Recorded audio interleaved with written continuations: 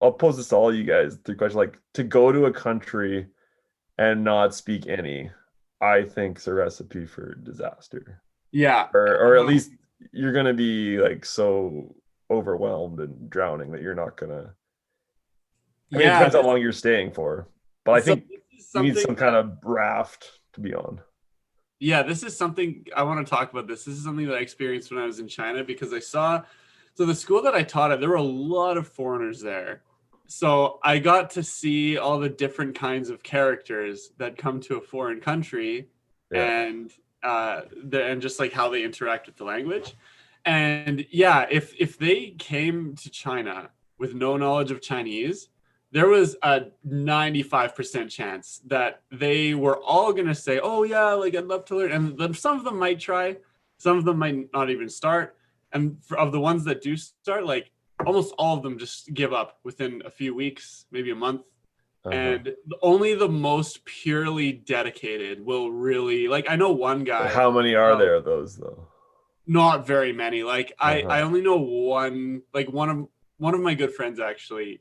He didn't know any Chinese when he got there, and he actually speaks pretty decently now. But that's because he's a very dedicated, very Yeah. disciplined person, and you need to be like that. Because if you're just like going there for some kind of experience, like no, it's not going to happen. You need to learn that base before you go, because everyone that did come with a base, Yeah. like myself and a few other people that I know, all of our Chinese skyrocketed Yeah.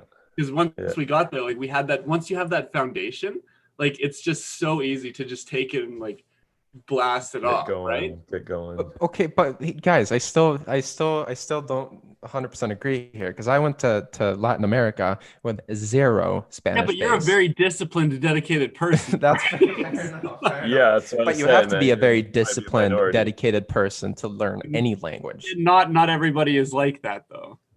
Yeah, so they're not gonna No, no, this they're is not gonna interesting. take off. No, I'm all for counter examples. So then, like, what did you know? Okay, so Costa Rica, Marcus, that was the first Spanish speaking Well, country. so Nick is my Witness. testigo, my Testigo. testigo here.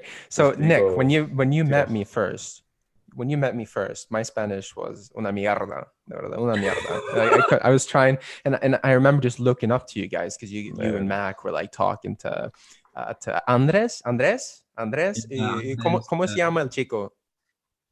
not sure. Nacho, you guys were Yeah, shooting the shit. And I was like, quiero hablar con ustedes. yeah, I just couldn't. Like, I was so frustrated. And so obviously, like, I put in a lot of work, and I listened to, did the Pimsleur program and YouTube videos, podcast, lo que sea, whatever, right?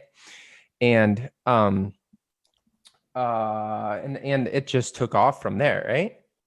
Because yeah, I went hard every single day. Yeah. And Nick, you remember me, like I was going really hard, but I still, like, in the beginning, your wheels are spinning, like you're not getting any traction, like it's very hard to get started. But then you went away, you went back to the States, and I kept doing my thing in Costa Rica, and then eventually I went to Colombia. And then one beautiful day in Colombia, I just felt like everything connected. It just clicked for Your me. click moment. It was my click moment. And then, like, all of a sudden I was able to speak with fluidez.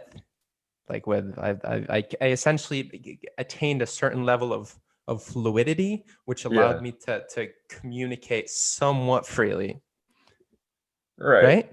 So you But built it it took in months. country. It took months, not many months, but it took months.